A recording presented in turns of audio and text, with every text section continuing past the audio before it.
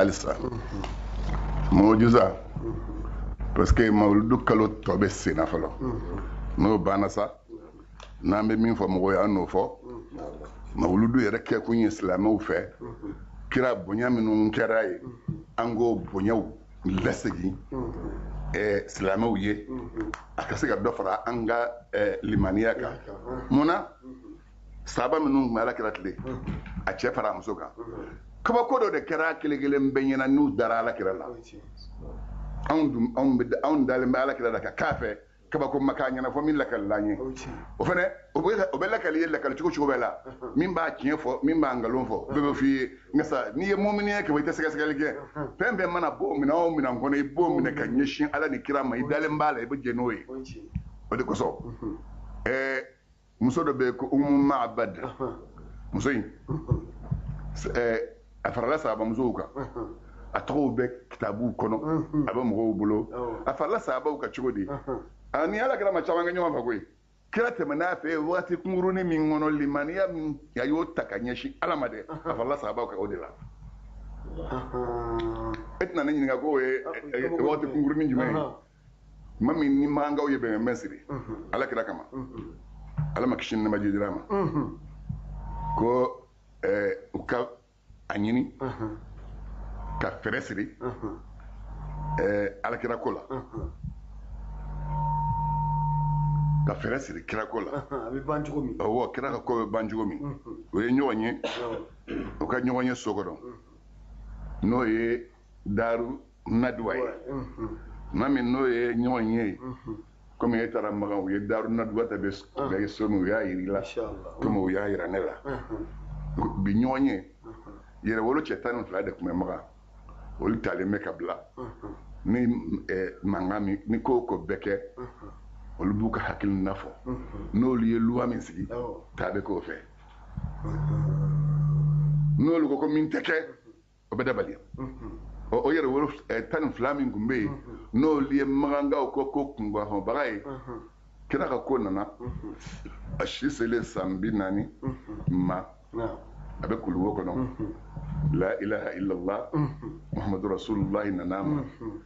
seli fɔlɔ arakan fila fɔlɔ seli nana ma ka bɛ waduha tile ma seli fɔlɔ dira ma kuranɛ aya fɔlɔ jiginna iqra bismi rabbika alladhi khalaqa al-insana min alaqin o jiginna ma ma min ni nin bɛɛ kɛra ala kɛra bɔra kuluwo kɔnɔ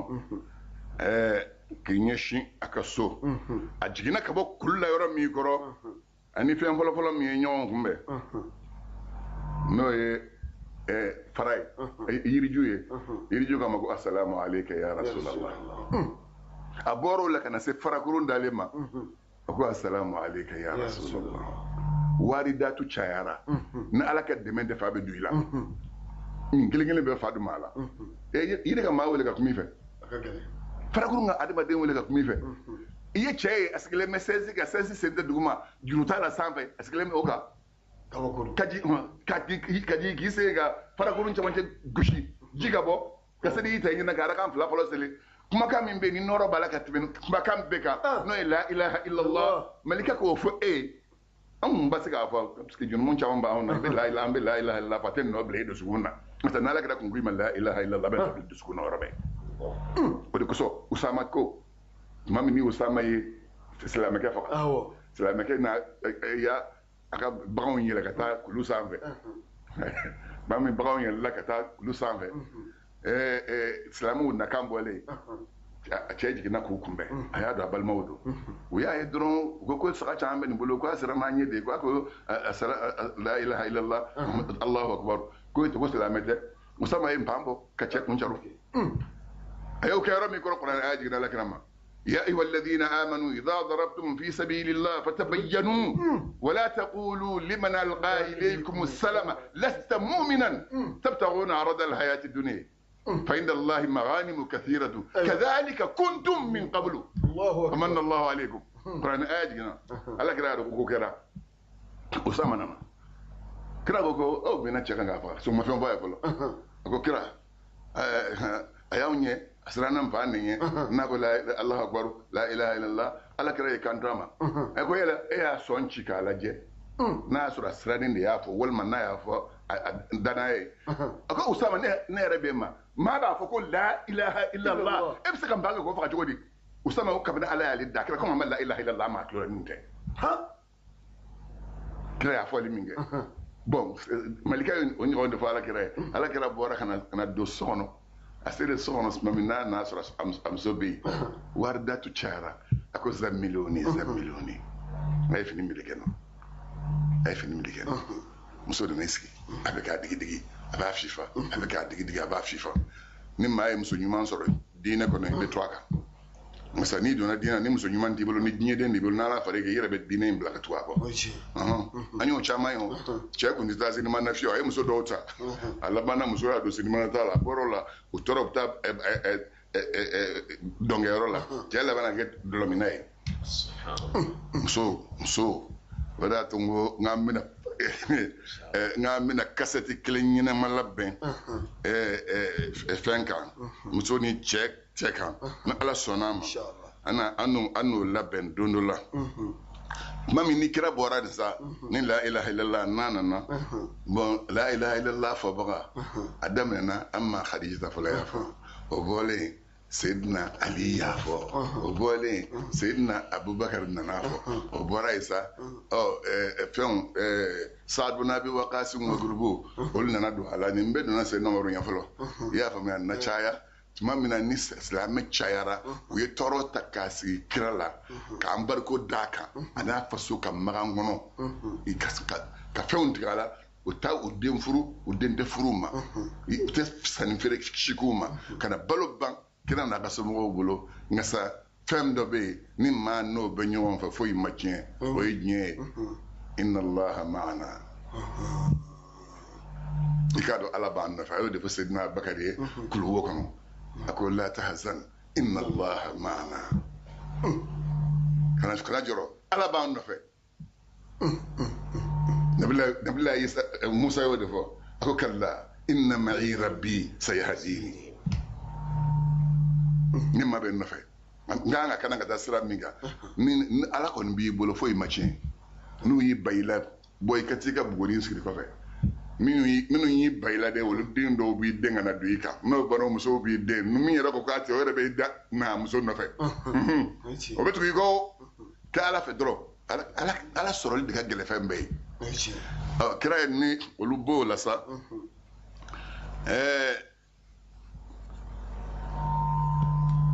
ko nana bonya ka kuma nɔgɔya i ye nan'i kanto ko n'an ma ɲɛɲini kɛ Muhamadu ka ko la ko a selen bɛ yɔrɔ min ma nin ye an ka faso baara yɛrɛ bɛɛ dabilali ye faso baara bɛɛ dabilali ye o ye ko o bɛ kɛ cogo di sa wala u ye bɛn taara ɲɔgɔn ye kɛ o ko ordre du jour ye kelen bɛɛ dɔrɔn de ye ka Muhamadu faga walima n'a bɛ bɔ cogo min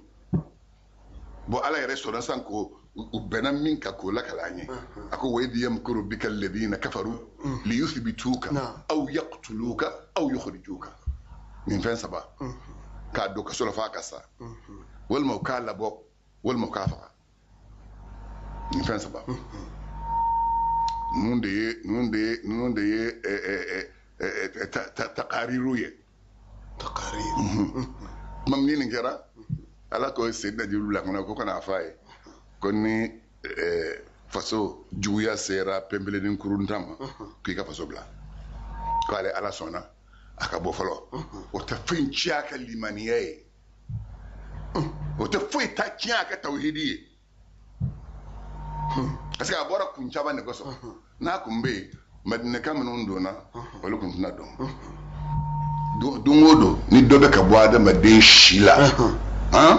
i ka ko bɛ ka taa banni de ye hali n'i bɛ ko kunna ni tiɲɛ don n'i t'a fɔ yɔrɔ la n'i sara ka sɔrɔ a ma kɛ a bɛna dɔn kɔfɛ nka sa a b'a sɔrɔ trop tard komi Ala b'a dɔn a kan ka bange cogo min na joona a ye yamaru d'a ma k'a ka bɔ n'i ye tahlilu kɛ kow la i bɛna taa sɔrɔ kira bɔkun n'a kun ma bɔ min kɛra o kun tɛ kɛ o de y'a bɔkun ye on est ka bol te kelen de ale bora ka taa a ɲana ale bolo ni ye sɔrɔ ne bɔra ka taa yala e bɛna taa don muso ko dɔ de la walima wari ko dɔ la n'o ye e ka ko bɛna taa tiɲɛ ye o ni ala kira ta tɛ kelen ye dɛ ala kira bɔra ka taa madinɛ silamɛw donna silamɛya la san kelen san fila bɛɛ kɛ badiri kɛra silamɛya ye fanga sɔrɔ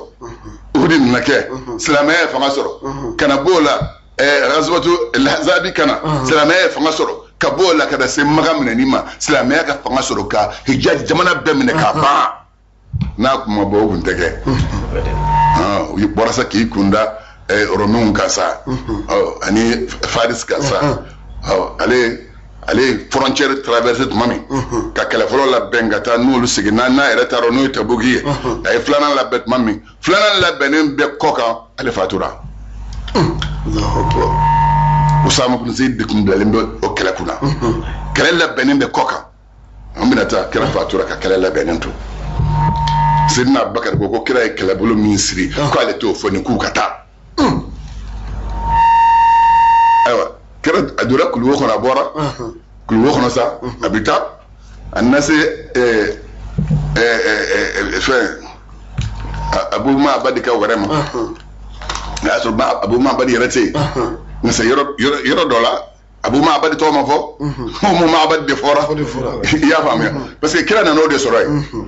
kira kungɔtɔw ale ni Seydina Abubakar ani Abdulahi ibn Uray bita ani Fuhayra n'o ye Seydina Abubakar ka jɔnkɛ ye o mɔgɔ naani bɛ ɲɔgɔn fɛ na se wɛrɛ la o ye salamu di cɛ tɛ yen muso de bɛ yen o ye muso ye min ko o y'a fɔ ko la ko nɔnɔ b'i fɛ yan wa muso ko nɔnɔ ti yan ko dumuni ti yan ko dumuni ti yan a ko bagan bɛɛ taara kungo kɔnɔ a y'i to bamuso fasanba bɛ yen miɲɛ b'a la miɲɛ bɔlen bɛ bamuso in na o bɛ pilise kɔnɔ muso b'a ni da cɛ muso bɛ k'a ka sagasi parata ni min ye kasa ye kira o ye salamu di ka muso ɲininka ko foyi ti yan ala kira ye to ka bamuso ɲininka ko nin bamuso nin dun muso ko nin ko a ko mɛɲɛ ni kɔngɔ k'o de kelen bɛ k'a lafu hali a ma se ka taa tɔw nɔfɛ ala kira k'a ma k'i bɛ ja mankan biri wa o fɔ ale girinɛ kɔrɔ komi a kɛra muso ɲɛna ko kira bɛ k'i ɲagari labɔ a la komi ale t'a dɔn min don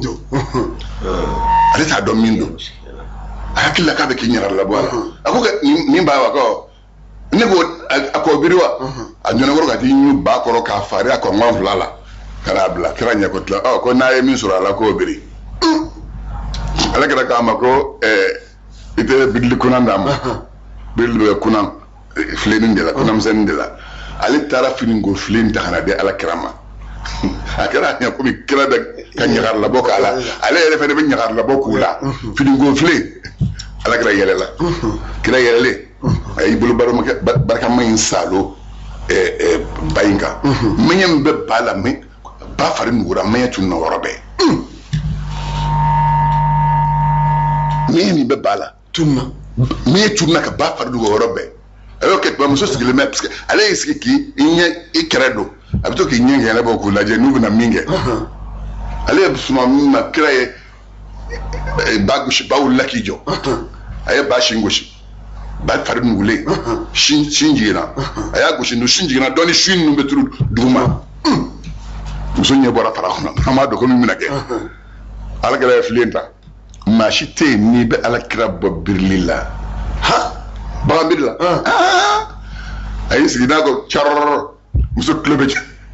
sinji nɔnɔ jigin kan na filen kɔnɔ cɔrɔrɔrɔ o ye kuma filen fara tewu a ko Seydina Abubakar ma k'o k'i min o y'i min a y'a di Seydina Abubakar jɔnkɛ ma k'o k'i min o y'i min a y'a di Abdulahi ibn Uray ma k'o k'i min o y'i min nin tɔ fila ye silamɛ ye nin kelen kɔni ye kafiri n ka silamɛya sabamati a mina ji min na kira y'a tɔ min nɔnɔ min na kira y'o tɔ min i k'a dɔn adamaden n'i bɛ kafiriya la nɔgɔ min b'i nɔfɛ o ye janaba de ye n'i bɛna don silamɛya la o b'i bila i k'i o de ko i tɛ nɔgɔ wɛrɛ si t'i la kafiriya kɔfɛ janaba kɔ ala kira yɛrɛ a y'i min k'i fa ka tlandun ka babiri ka filen fa nono la dew ko muso ma ko ibe nta ka bla e chani dew nye no nana una soro fana soro nye ya wa on tara kero nyi ko do ku bita minge muso di chei wulla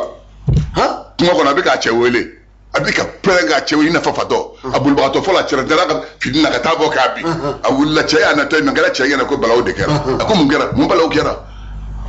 ako je wulla muso ko je wulla ko mun gera ako kureshu ka che barka min ko fora ko de fori ko ya ko ndangata so jona nana so muso na chey na soro film falme nono la ba muso njole be fa abeka kashi sin min ba shi na biri afako jugu fe shin fako jugu dono la che ko ne kunya ni kunya soro ya muso ko ni kunya soro ya ibita do bedi ni kunya soro ya ibita no bedi abu mabadi ala kira segere kata muso gara mu ni o chula ya famia kabako be ko lu nyana bayin shi saloli o ere te kabako ere bulo magali ba ko la meya min bala o de ko so ala jombe ni banaw be no bi la no lu magari la dor banen kenera bi ate de wara kono de abe qur'ane de kono ate de wara kono de abe ere du sukunde la ni limania da yoro mina denya qur'ane te nafanya ile yelanjiye ni sigala no qur'ane te nafanya o tikla mai ma min dalembe ala la ka fo qur'ane ala ka kuma kanya abe nafa do nyawde boni bogo de gara umu ma abadi yana na yoye alaka limaniya bunyana ka taba cheta ka ngala cheye nono mi yoko ne do fara cheka limaniya ka ngasa bekera min sigile nyana de aw mo flado ko kere nyana min na kana ba kelen ko akere min nyana ka limaniya ka bo min na ba akelen kuram aw fo ma do be na la men won da kuna njaga ma hal ni ka bako ko nyana tan fanya uye wa ma tu'ni al ayat wan nuzur an qaumin la yu'minu alakati ako ka bako baw ni baga al klaw tan fanya ma man ndel limaniya alman limaniya ra bo ka bako men kera sa o ma ka bako do ye jumay bon be ak men no bri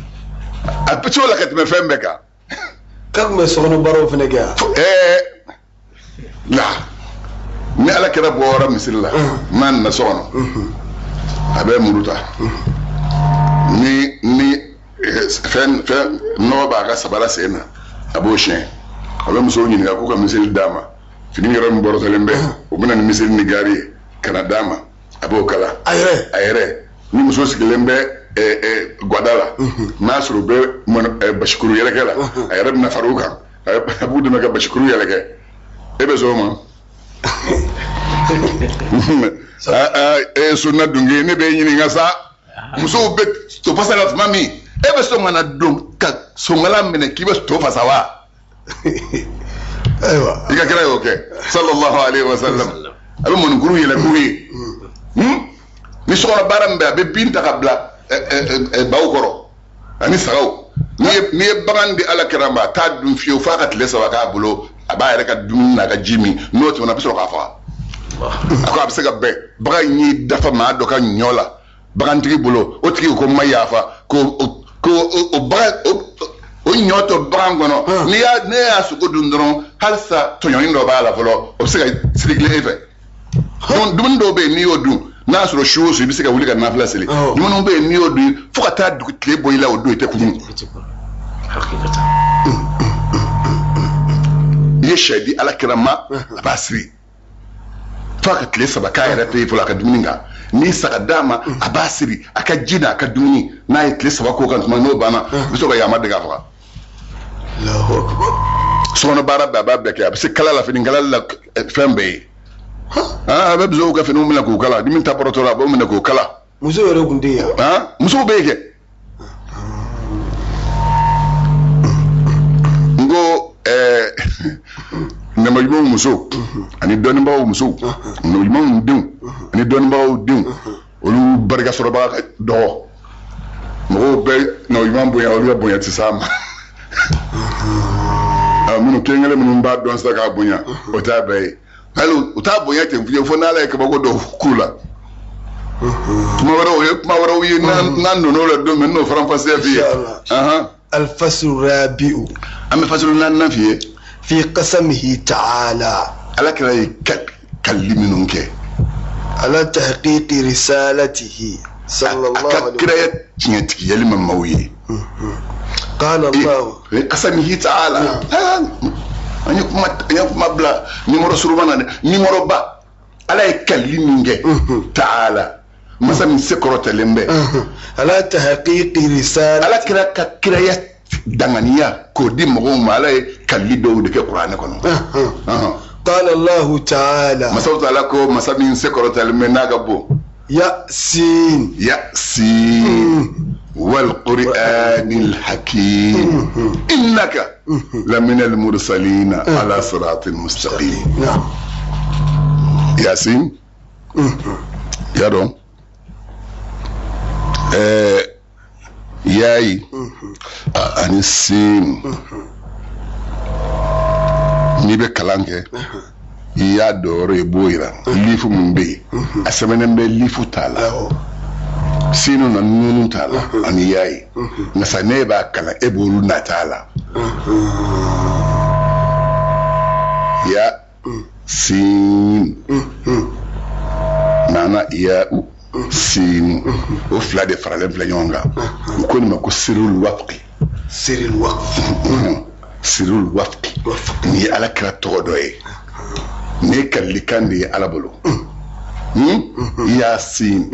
والقرآن ينك القرآن لا الحكيم القرآن من كيري بنمبه إنك قال جابي جماعة كادو محمد لمن المرسلين يا لك كراو دوي على صراط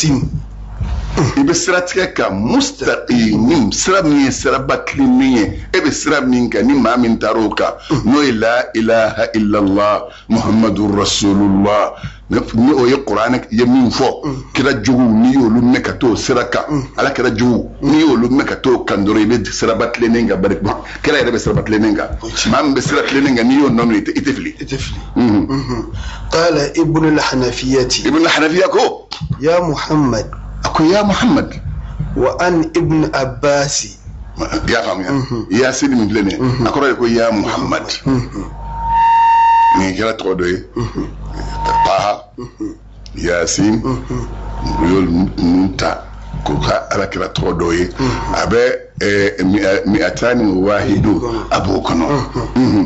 وأن ابن عباس ويا من كباب ابن عباس الله أنه قسم أكو يا سين من فلاني أكو كلي كاندو أقسم الله على دي كلي تعالى مسامي سكرت لمبه به نكلي كاني وهو أكو كلي كاني من أسمائه على كلا تقولوا يا سين على كلا تقولوا ثم وتبنينغو قال أكو والقرآن أني كان نقول والقرآن الحكيم إنك لمن المرسلين على صراط المسلم وهو رد من كما يلسجنين دي على الكفار كافرهما حيث تمامي قالوا كافرو كو لست وكو على كرام لست مرسلا كيف تكراي فأقسم الله من فول عليك لي باسمه ناير تقوي وكتابه أنك كتابه إنه صلى الله عليه وسلم كرا على مكشد مجداما لمن المرسلين كرا ودودو بوايه ناك وهي إلى عباده أن كاتشيكا تاكا جوما وعلى طريق بسراتك مستقيم سرام يسرات لني من إيمانه كابن كراك الليمانيلا أي طريق وإسرائيل لا إيواج جننته لا إيواجا لا إيواجا جننته فيه إسرامنا ولا أدول دنكرفتالا عن الحق كابو جيما قال النقاش نقاشكو لم يقسم الله تعالى لأحد من أنبيائه ألم كلمة كل شيء غير نبيان بلا برسالتي كافو كيكا كرايك كي كليكا كرايكا في كتابه كتاب بكرو إلا له صلى الله عليه وسلم كلام بي على كلام بلا جلي عيسى وو موسى وو إبراهيم وو نوح وو داود وو سليمان وو زكريا وو يحيى وو هود وو صالح وو من كلين شي على مكلا كلين شي كريالا فعلا كلام بي ولكن سنيا سكسكتا إفتاسرو كراكا كرايا ومانا تمكا بوي a tɔw ta dɔw ye dɔ sɔrɔ ka fɔ a la kosɛbɛ yahudiya ko nasara ma k'olu tɛ diinɛ kan wa qalat al yahudu laysat an nasara ala shay'in u y'o fɔ mun ka da mun kan u ye fɛn dɔ de fɔ a b'u da a t'an da an t'a fɔ yɛrɛ u ye fɛn dɔ de fɔ ala ka n'o ɲuman ma n'o ye isa ye nasara fɛnɛ ko laysat al yahudu ala shay'in ko yahudiya tɛ foyi den kelen kan i y'a faamuya olu fɛnɛ ye fɛn dɔ de sɔrɔ k'o fɔ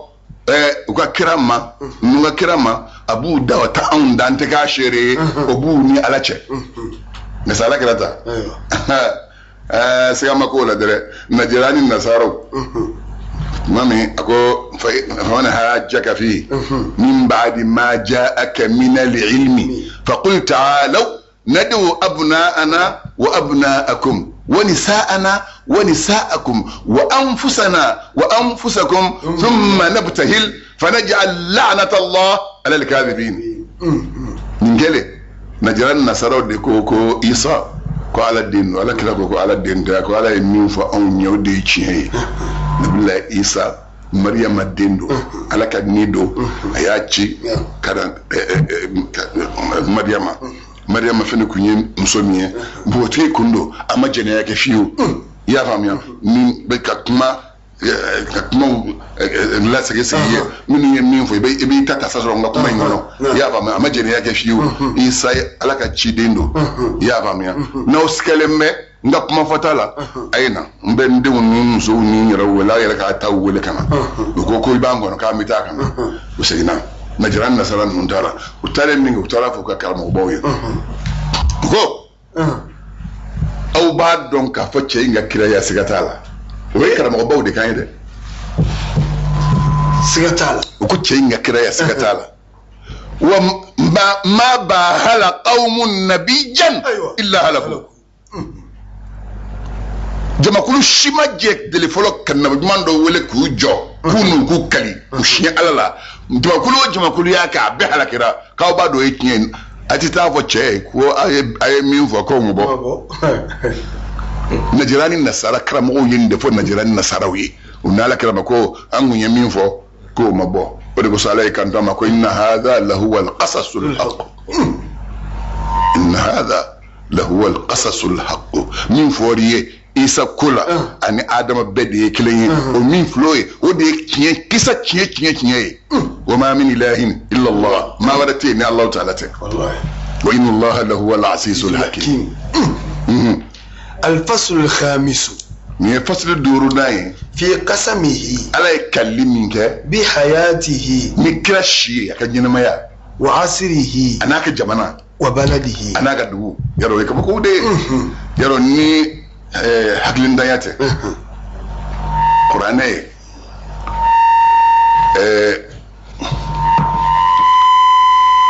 ba furli fama qur'ane be ibakani wuli faye qur'ane be ni qur'ane ji abi kalama yalo yi faye wolo dende yewa wol mawtiye o ala imbodo ako huwa alam bikum idan sha'ukum min al-ardi wa idh antum ajinnatun fi butuni ummahatikum fala tuzakku amsakum ya famia ina na wolo ya suro imoke obayo wolo ya suro imoke obayo wolo ya suro imoke obayo wolo oluwolo num betemena obeke to ma suro qur'ana imbe ya famna a suro qur'ana imbe abeka kuma jeninga ala ka kuma kando abeka kuma no iman dekran ka kuma jinye dungodo ni kuma na dungodo ni yo laje dungodo ni yo otachuko laje ibasu abe qur'ana kono munun temena ame minabi ani mimbina sini abe qur'ana kile ngono bon wala ala ye kalimi nunke amini do de fiye kila clé akanyina maya ayi kalnoye akle ayi kalnoye aka jamana ayi kalnoye aka dugu ayi kalnoye qala allah ta'ala masau ta'ala ko la amuruka ako kirama abe ni me suratul hijri kono ako la amuruka innahum la fi sakratihim ya'mahuna ciao min kale min shiye la maje iben kuma mi ngaka ni ne sigile me sa me barola ba ko che wallahi che kan yana ma harab hake ko so o ni ne de kuma la barola min tiya ko tade kuma eka analyse ke sa yere ki miri min fora chugodi ngabo mene la amuruka nkan lani shiye innahu yakadu lutuka mu ya'mahuna bikuna sirala la fi sakratihim ala kuta blomi shulia mimbula bikuna sirala kono ala kuta nana na mola abi shude na ala kuta wala ma fa na fa wala foita kumbe ni berete bire usiga kumbe mala kuta lodo na mala ha ibita kibita wal musokama ubiti kumbe ni bire ni bire dama tibaro kila ni masro ni dange imana so ne bora nabi jini asima inni dungo de ka jugu fembe ya famela al-amru huwa ni ma umru don al-umru ودي نيام العمر العمر من في الأمر هذا ما ده شيء وما يعمر من معمر ولا ينقص من عمره إلا في كتاب أكو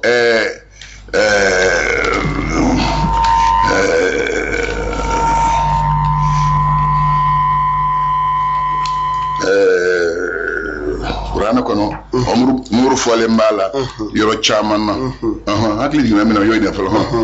wa yuftahu fil qasami wa yuftahu ni bina kali ateke umri ibaka ayini ni kalli de baka ayini ibafoni kake la amruka nito lasli ya le umru ishi ngata ni be kalli ke ibasikri foni bafa amruka ويأمهون من فلان عرب كان يتحيرون كم ما من بكون سريكونو وفي ما ابي قران يرجع من بقره كونو بي يرجع من يأمهون وفي المخاطب ني ما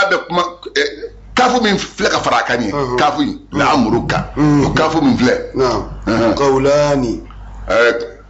ما فلان فورنا احدهما ما كده أن الملائكة كادو ملكو قالته للوط كل ملكو ديني ما ينفع نبي لوط وثاني ما فلنا أن الخطاب ما كان من فلان لرسول الله أبي على كرادي صلى الله عليه وسلم كفى أبي على كرادي ودي يسهلين دوبارة ده كانوا دي ونكس القرآن كانوا تفسير تبعو المعاني البياني ni bade olu nale ni manpepe olu ko so ni ma be kuma doni o doni na adon ni ya don folo ni be kuma ki chugo don oje e ba do don chugo mena ne ya fo la i ba so kramo fene do kala don chugo werla o ba don chugo la na to ka nyon sege sege na so ni sinsin ne be katimika habibi oje oni ma se na aliko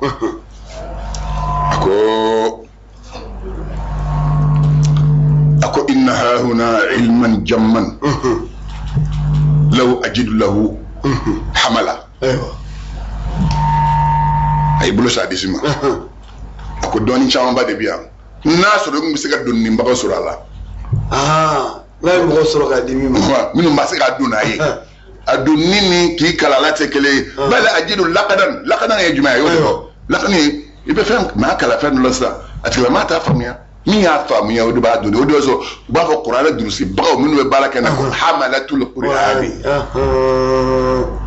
ايوه asabire me chomi abi kuno chola hal ni qur'an ti be se ga asabe o hamalatu oni laqad tegle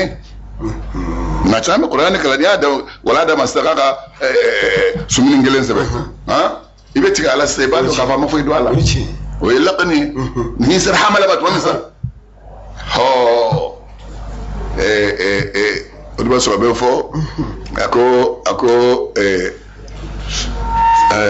الناس ثلاثة عالم رباني متعلم على سبيل النجاة همج رعاء أتباع كل نائق أكو يميلون مع كل ريح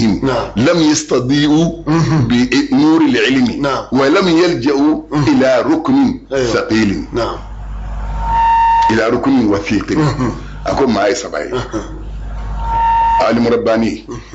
المتعلم على سبيل النجاة عالم رباني على هنا ما من قدون متعلم على سبيل النجاة يكتب التكتاك لما وسكلك كلام كسبك عن يدون يبقى شيء يبوكا همج رعاء بربر نومبي كرم وبل نفوت كرم وكلنجا دوني نورو موسرو سميرو كلين شتيلا موس جدال مي ينغا نو يتشين ولو ni ma tse kutal ngabaka otubulo foma ka doni nga sebe minga ma sekita lo waka ho ni sero masa ikara yurukunu wathiq soro ni mosro dro bana eto ko primrenu ايوه وانه تعالى ikaro Allah ta'ala اقسم بحياته ala yikaleni ala kiraka nyina mayayi وفي هذا تشريف akoni kira ala ki kiraka nyina mayayi ako korta bade bola عظيم korta minno ka kusbe ومقام doro bola رفيع doro min korta lembe kusbe وجاه horoma bola عريض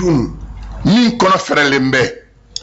قال ابن عباس Abdullah ibn Abbas go ما خلق الله ako alama dalike وما ذرأ alama foida وما برأ alama nimbe daliye khalaqa zaraa baraa abekele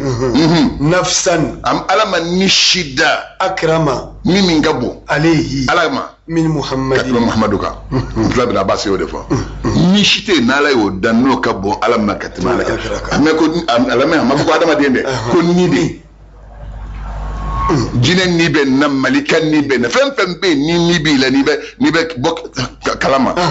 ay ni woni dala kraka ni kabo alama katima beka الله أكبر وما سمعت akoni ma سمعت الله akoni Abdullah ibn Abbas ko akwale ma alama fiu أقسم na yikali بحياة أحد nimma kile shika nyina mayi غيره na bora ala kirala قال الله تعالى Allah ta'ala ko لأمرك ako ngallani shi إنهم لفي سكرة innahu ya'mahu يقول ako وحياتك aba ko wahayati ngallani kan nyina mayi وأمرك ngallani shi وبقائك ngallani ka barbara toy في دنيا nyi gono إنهم ikado lutu ka mo لفي سكرتهم ya'mahuna bash ubuka shuliya blokono رواه ابن جرير ibn jarir ya nilakali ورواه البغوي bagawiya lakali في تفسيره aka tafsir la باللفظ min lafduye وما أقسم الله بحياة أحد ala mi kali nimma kile shika nyina mayi إلا بحياته fona kala ala kala nyina maya وما أقسم بحياة أحد ala mi غيره kali nimma kile shika nyina mayi nala kala te وذلك o yijmai يدل o bayira على أنه ka fa ala kira أكرم خلق الله ala ka dampe na bilbile badu على الله alama dampe na bilbile badi ala kira alama min ka bo alama katma beka وقال تعالى ala ko kokura لا أقسم akon ne ben kali بهذا البلد min kali ni duguye وأنت e kado e muhammadu حل e halala de بهذا min البلد duguyina الآية ne aya yijmai أقسم تعالى ala yikali ببلد الأمين ni dana ya maka duguye وهو o yijmai مكة o ye magai أم القرى dugu ba وهو بلده o de ala kira ka duguye وقيده amma da wama de atara ka firge بحلوله ni kira jiginiye فيه dugu in gono إزهارا keneka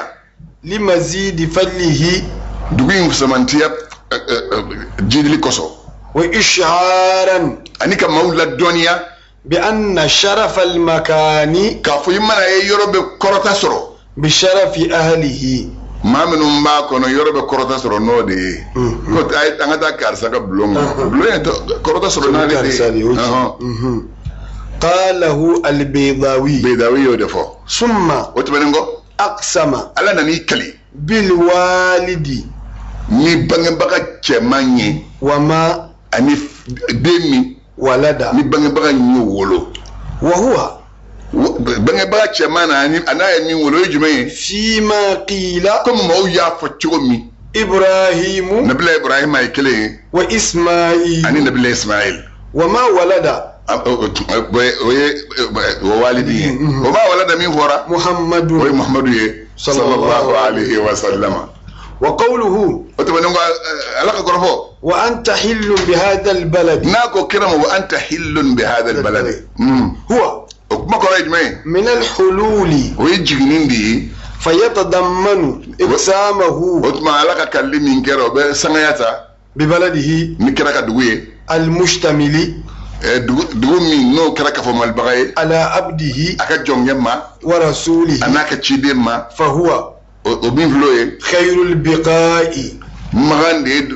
fanw bɛɛ lajɛlen na sɔn hɛrɛma ye واشتمل o tɛmɛnen kɔ a ye kafɔli kɛ على خير العباد danfɛnw bɛɛ lajɛlen na sɔn hɛrɛ jɔnw bɛɛ lajɛlen na sɔn hɛrɛma ma فقد جعل الله تعالى بيته ala y'a ka so kɛ هدى kanansira ye للناس maaw ye ونبيه a y'a ka nawo ɲuman kɛ إماما ɲɛmɔgɔ ye وهاديا ani kalanibaga ye لهم jɔnw ye وذلك o min filɛ o ye من أعظم نعمه nin ye ala ka nɛɛmaw la belebeleba dɔ ye nin وإحسانه ye ala ka ɲumanw la belebeleba dɔ ye إلى خلقه ka taa ka danfɛnw ma ولا يخفى n bɛ kelen kɔni f'i ye a dogolen tɛ fiyewu في قسمه ala ye تعالى kalili min kɛ a dogolen t'o kɔnɔna ببلد رسول الله ala ye kali ni kira ka dugu ye من زيادة التعظيم o kabini bonya ka jidili le وقد روي o y'a lakali أن عمر بن الخطاب Seydina Umaru min ye Khatabi den ye رضي الله تعالى ala ma عنه jɛda ka bɔ Seydina Umaru ma قال للنبي Seydina Umaru ko ala kira ma بأبي أنت a ko ne fa وأمي ne ba يا رسول ya الله ala ka kira bi abi anta wa ummi ya rasulallah ne fa ni n ba لقد بلغ من فضيلتك عند الله a ko a sera e ka fusamansiya sera degere dɔ ma k'a dɔn ala أن أقسم ala y'i kali بحياتك n'i ka ɲɛnamaya ye دون سائر الأنبياء na o ma si tɛ n'a ye kali ni min ka ɲɛnamaya ye ko e ka nin b'a se Seydina Umaru de bɛ ka nin fɔ ala kira ye ha a ko ne fa ni n ba a ko e ka fusamansiya bonyana ka se degere dɔ la ala y'a kali n'e ka ɲɛnamaya ye a m'i kali ni na ma si ka ɲɛnamaya ye وقد بلغ a ko a sera من i فضيلتك ka fusamantiya sera عنده k'a fɔ ala أن أقسم ببلدك a y'a kali n'i ka dugu fana ye فقال a ko لا أقسم بهذا البلد قيل مكة dɔw ko magan do وقيل المدينة dɔw ko madina do وقال تعالى Allah ta'ala ko kura والعصر a ko wal asri n kalla ni lansara wagati ye إن الإنسان y'a mɛn parce que n b'o f'i ye fɔlɔ mɔgɔw b'o de dɔn sani ka n'a kɔrɔ f'i ye n y'o de f'i ye dɔnni ye min ye n'i ye kelen ni min dɔn ka n'a fɔ k'o y'a bɛɛ ye dɔnni wɛrɛ bɛ yen dɔnni kɔnɔ fɛrɛlen don dɛ i k'a dɔn adamaden لفي خسر adamaden bɛɛ bɛ ta tiɲɛ nɔ illa alladhina amanu fa man kama amanu limaniya وفي تفسير الفخر الرازي فخر الدين الرازي نناني لكالتشو من والعصري تفسير لا والبيضاوي بيضاوي نناني لكالتشو من والعصري لكالتشو لا وغيرهما أني نجفلتنا أنه كافو كلمين فلي أقسم على يكاليدي بزمان رسول الله قال الإمام الرازي فخر الدين الرازي كو واحتجوا له بقوله صلى الله عليه وسلم ويدلو سلو دين من بس على كده يكما من فو ويود سلوكو كوكا دلوي إنما مثلكم كراكو سابو مدون لكو كادو أو مثالي نمينغا ومثل من كان قبلكم أني ما منون كونا أو نيا أو مثالي أو نولو مثالي بتشومي مثل رجل أبيكم تشيرو مثالي استأجر أجراء شاكو من مغو يعمل ميسرك بارك من الفجر كاتا فجر لا إلى الظهر كاتا سلفنما بقراءة مسانو غرا متكال كلنديما فعلمت اليهود يهودية يا دون ثم فعملت اليهود فعملت اليهود يهودية يبارك ثم وتبنينغو قال شكلين نني كادو باردوما من يعمل مما ما سيرك بارك من الزهر كاتا سلفنا لا إلى العصر كاتا لانسرما بقراءة بقرات كلدو فنما كوكورا فعملت النصارى نصارى يبارك اولا ثم وكفى قال ala nani kando chay nani kando من يعمل mimma ma sera barake من العصر ka talansara la إلى المغرب kata tle binima بقراءتين بقرatu flado tigla mama فعملتم aw sahaba yo barake otma ala kirai wakati tla tafsir tu yi qur'an la jodla ako kirai tafsir ay kinaya de ako sahaba ma dunla ako aw misali ni ma minu ko nawnye mantun tawla parce que amon be dina nyana ma bafla min be no donen be o yahudiya an nasara ya kira ye parce que mo ga donda yo e meta ale ba chaman do ale ba chaman do kabo fena kabo shita la kana nabillahi idris la no kira kama duru le tamano kono shita ni idris ce otuma yara din ma to ciwo ko kira ba ko o yi jama chama yote mate min do fone Allah ta'ala te ba ko sabon ma ako au misali ni ma min konani no yahudiyan nasarai ka be ko mi mado ay baradin ta kanu jo ako mama mana siga baraka sida ka boni so madaina kata se selfana ma mbe qiratu kileno yara qiratu a misali fori su kansella ko ani uhudi kulude kaka mana anya ke sanu mutugali ko mo fam yaka no ko buro anya fo ka dawde ya fam ka ube sanu mutugali kileno ma ko ni mami baraka ka bo selfana la kana lansara la ku be qiratu kileno ma folo yahudiya ya barata kana selfana la ayo luka sara duma flana nasara ya barata selfana la kana lansara la ayo luka sara duma akoni mami ya ta lansara ina kata tle binima me qiratu fladima islamu ya barake kira inde ko sahaba yo tuma kira ka wakati de wala asri ka bol lansara la kata tle binima o de ko so o yafo kisatu ko ka bol lansara la kata tle binima ko nyeto yo de ala kira naka do de ma min temeno ka chakira ta betuma an bena mama beni wakati kono sa iba ala kira ka mantonde no fe ni sona ikshilendo ni bana shetani ni yoro yi ibita shetani na fe fo itima iga bodro la ilaha illa allah muhammadur rasulullah o fodro ikida يا فهم أقول لكم يا أيها الذين آمنوا اتقوا الله وآمنوا برسوله يؤتكم كفلين من رحمته يا الذين اتقوا الله من فله من بي فهم نسروا لكم أو مؤمنون أي سرا لني أكل لمن ينالك كراي نوصلنا على بسرعة لا دوما تبنا كهينا لا فغضبت اليهود من فول اليهود ولد دينا والنصارى دينا وقالوا ولكو نحن أكثر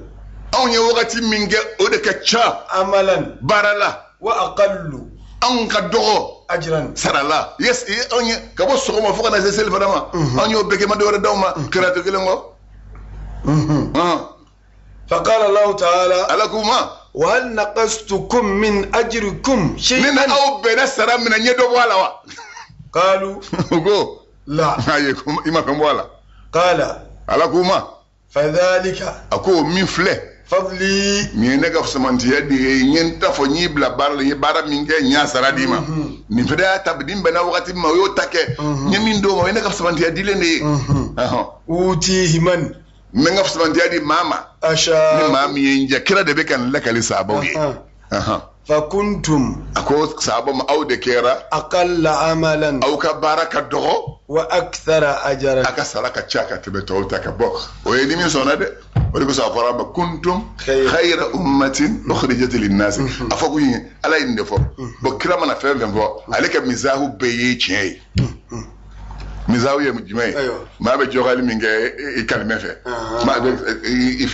فلان من ونكام من chama ngaloe ngasala kira tabbeje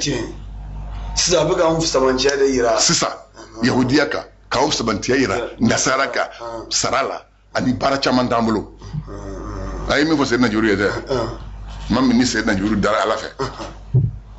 ani ni joli l'archi dungare b'a la k'i yɛrɛ lajɛ a y'a sɔrɔ a cɛ ka ɲi cɛnya dan bɛɛ la bon Ala min y'a da k'a cɛnya k'a ka barika da Ala ye a yɛrɛ kan fila seli Ala ye a bɛ barika da Ala ye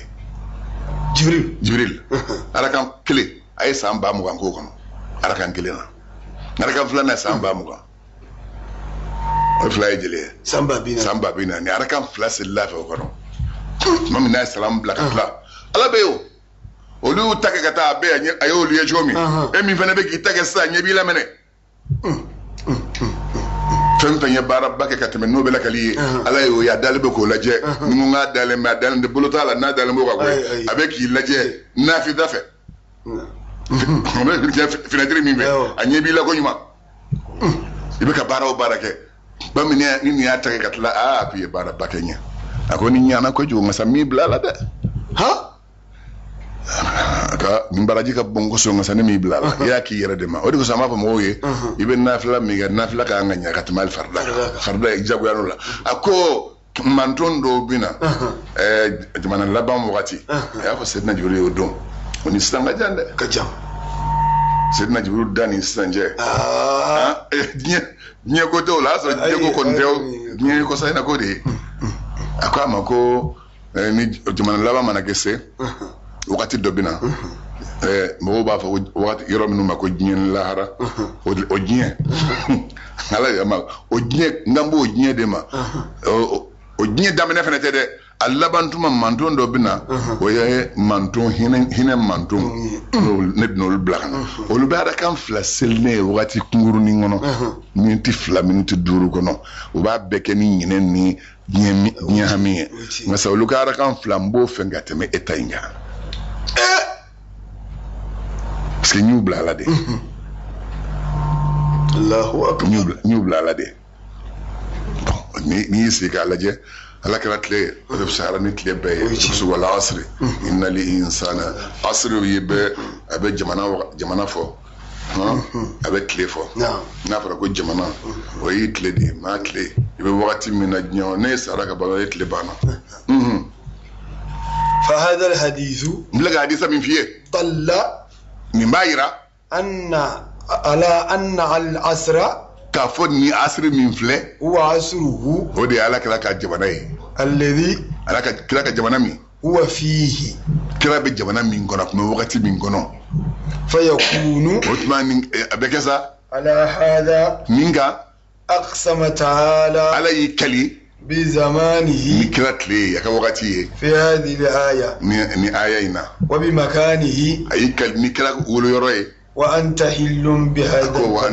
بهذا البلد وبأمره بأمره أي كلناشي في قوله أكاكرفولا لأمرك إنهم لفي سكرتهم يعمهون وتما كلا علي كلمة فين سبب على كلا وذلك كله كالظرف من بلد جنين من هذه بابا ظرف الزمان وظرف المكان نيا وتقول لك ظرف الزمان ويوغتي ظرف المكان ويرتقي قال لكو ووجه القسم كاللي يركون كساتي دي كوسا كاللي كونيمي كأنه تعالى أكلكم على قال لكو ما أعظم خسرانهم فم بين نونك بوني فم بيا بونيا bari aradu uyi kodi anka kabo e muhammadu ma ni mama ya ko do ila tikla maka bonay kun tagala jena bunya na ko ju ala man kishra bona ya rabbi fanzur mambal ma ga flaleke shiddata itina'il haqq subhanahu wa ta'ala masam ye je oye shugulali min gani ala kira sallallahu alaihi wasallam miski ko laje annahu ahabbu khalqillah ila Allah wa bayri laka don ala kira lege ala ka dam fem bela jilna kanun ciye ka ta alama ala kira da fikat ma beka annahu sadis fi wasfihi ta'ala ala mangutu min fo ala kira la amna wada fiye bin nuri min noro ka wasirajil muniri ay kira to da ko noro ay to da ko fitne mene ilam e ka don anna Allah ta'ala masamin kabo nasikoro talembe قد وصف رسوله ayaka kira mangutu بالنور ni noroy في قوله تعالى akakoro fola masami sekoro talemme قد جاءكم من الله nurun wa kitabun mubinun yahdi bihi Allah man ittaba ridwanahu ni suratul ma'idah ngono akodanga ni nyema noro na aw makabo ala yoro ونوري على كرادي صلى الله عليه وسلم. نعم. وقيل المراد دوك مراد يمي القرآن. القرآن دو. ووصفه عليه الصلاة والسلام أيضا. أي على كلام من القرآن. بالسراج المنير. كافوكو على دي فتنة مني. في قوله تعالى. ما مناكو أما. يا أيها النبي. أكو يا أيها النبي. إنا أرسلناك شاهدا ومبشرا ونذيرا وداعيا إلى الله بإذنه وسراجا منيرا. علي كلام مانغوتو أكو نويما أو مسايتشي كي شيري أني تشكي كي ولي باي أني تشكي كي نيسو جاباي كي باغا كي باي كي ولي باي تارما أنت لكي كيف فتنة مني من نورو من نورو مغوي علي كلام مانغوتو سراج منير. والمراد يمية كونه ولي على كلا كاليه هاديا الدي موكنا مبينا الدي ولا لينكي ومبشرا الدي بي سجا كالسراج كوم ني يبدي بيرو من لامبا مننا فتنه منا من وبنورو بيجومي على كلا كلا جوي الذي يريد طريقة من بسرا يرى مولا ويبين الهدى من كان سرا يرى مالا والرشاد أني كان سرا فبيانه من ما ولا نكون يا جماعة فبيان أقوى فبيانه على كلا بانغني أقوى ودي فانك بو وأتم ودي دفالمبه وأنفو ودي بما نفا من نور الشمس كاتمن تلي نورو كام باسكو تلي نورو يوغاتي يو بيبي تلي بيني بيدو دي بيرو على كلا نورو يبو لا تانغاني وغاتي بيو تبين فيو مي كان نانا درو سكون باما ابانا ibe suro ibe dibiro ibe baji jikoro ibe sanfe o abekaga ايوه واذا كان كذلك otman nikrabo chukola saw وجب ان تكون النفس القدسيه otma abe wajibi ala kirayran ni anni min kasanu okake اعظم no kabo في النورانيه noro kangewla من الشمس katmetlika فكأن فمن نورو يرا مالا لبي نورو يرا مالا نسالا كرا ني نورو بنورو ميرو كبو نيت لتاي فكأنما الشمس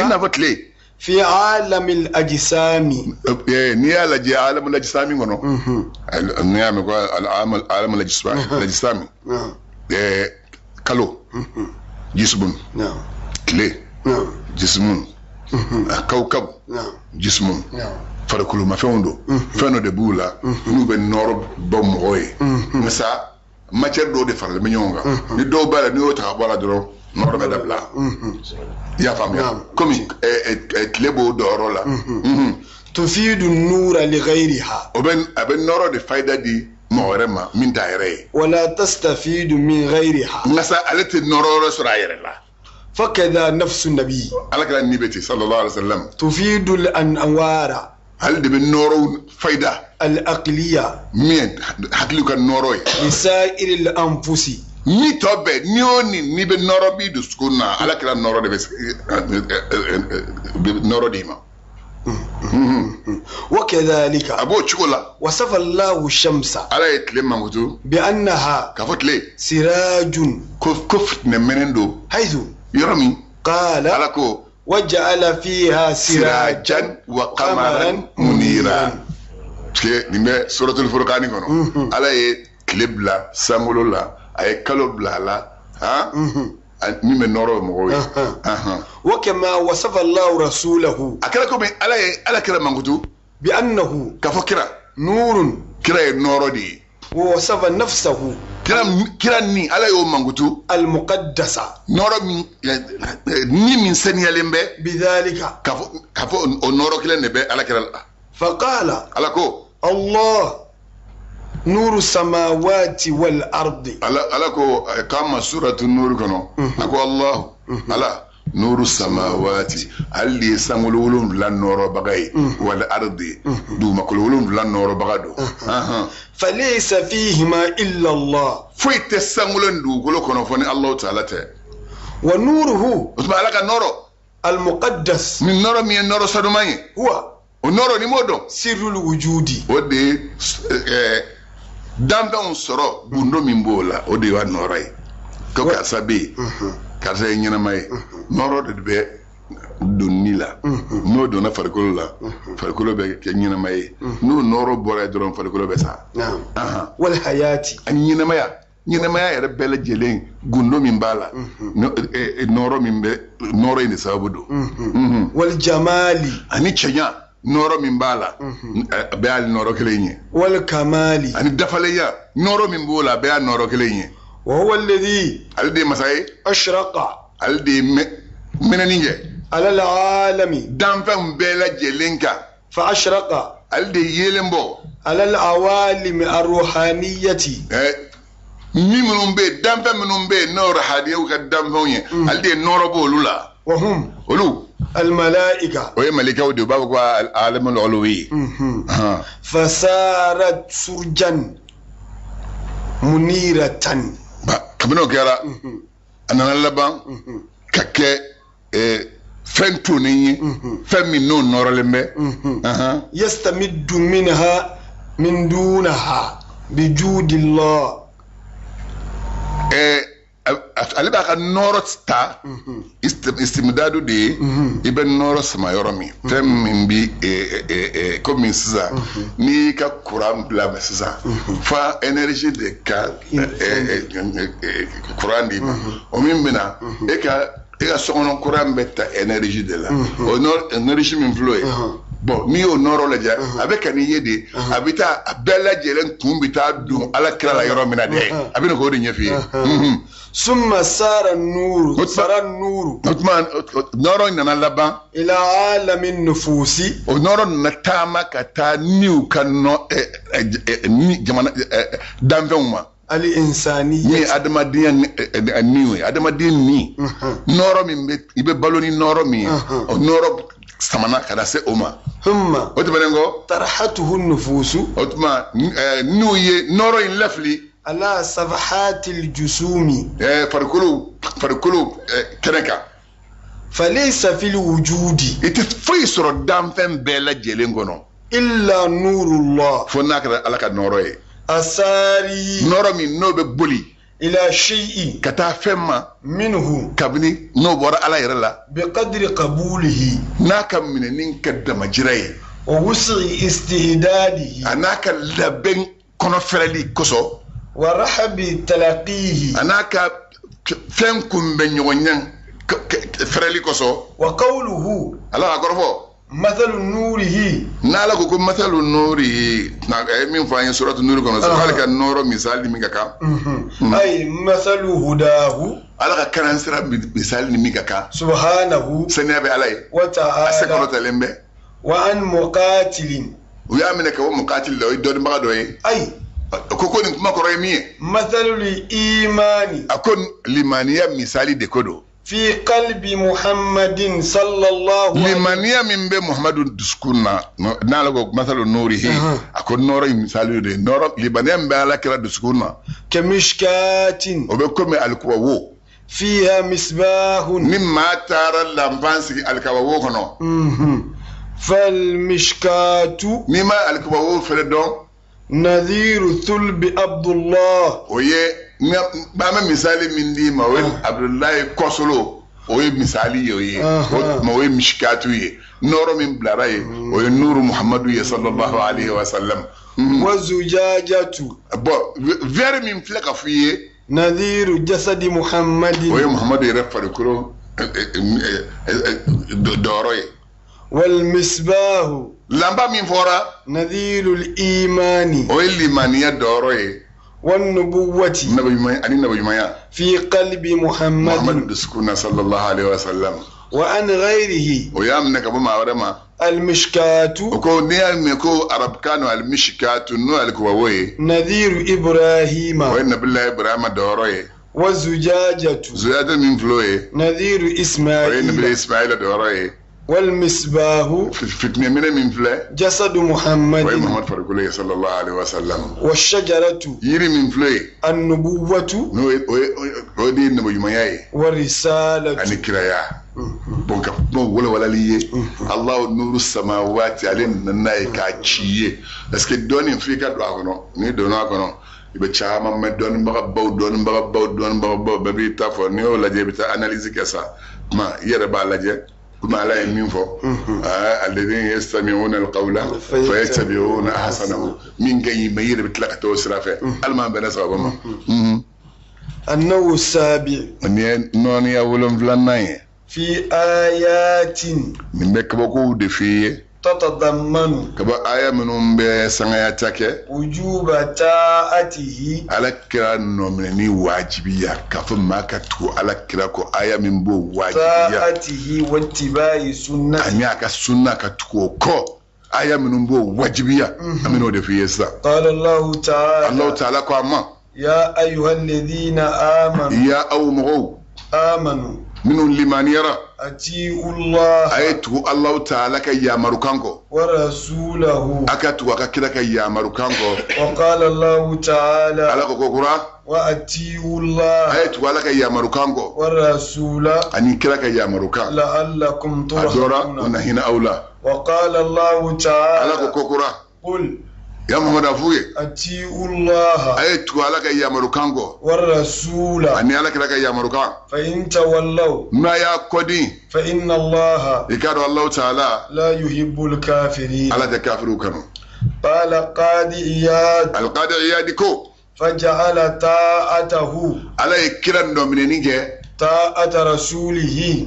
فجعل طاعته ala iren no mineni ala yoke طاعة رسوله ala kiran no mineni ni tura ala kira ko dura ko be tura ala ko وقرن طاعته wote benengo ali bato al no mineni ayo kuntu بطاعته ni ala kiran no mineni ووعد ala ilahidudi على ذلك oka بجذيل ثواب kabe baraji badi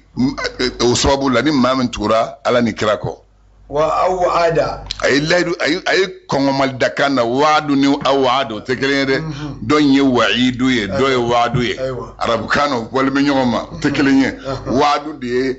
e ka kuma nyoma ma ka hakilla sigi waidu ye ka babal kanda tayi kana ninge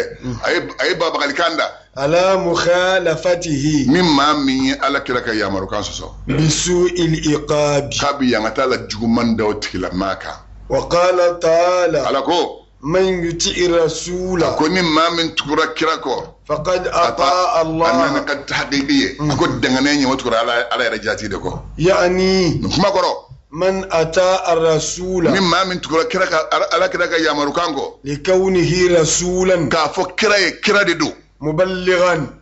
chila seli bagado إلى الخلق kata dambe umma أحكام الله ala ka kiri ka bo lase mauma فهو otikila ma في الحقيقة hakika la ما أطاع إلا الله immatu ala kira ko de tura ala ya rajati de ko وذلك kuma koro في الحقيقة hakika la لا يكون oteke إلا بتوفيق الله ala de bisega ma be sababa man ni bisega kala ma be na sababa ma يا ربي ومن تولى ni ma mi yi kodi ni ma so ngatu kira ka yamaru kango فما أرسلناك حفيظا ako kira ma arsal fa ma arsalnaka aw me ci hafiza ki gardi libaye عليهم mauka an wani ci dura ga kuma la se ni min so daga ke o bayere ni ma so ibi yere ite fone ala kon go فإن من igara mo bi أعماه الله na ala ma min yefie عن الرشد kabo kana sirama وأضله na ala ma min lafli عن الطريق kabo sirabatle ne ma فإن أحدا ikado ma kele من خلق الله kabna laka dambona لا يقدر o fangati se على إرشاده otigila ma kana ma min fiena na ma se c'était kebse ko otigila kana kabla ala ka siraka وهذه الآية ni aya min fle من أقوى الأدلة ni dallu la bilbili أن الرسول ka fo ala kira معصوم ala kira tanganimbe في جميع الأوامر fi jami'il أوامر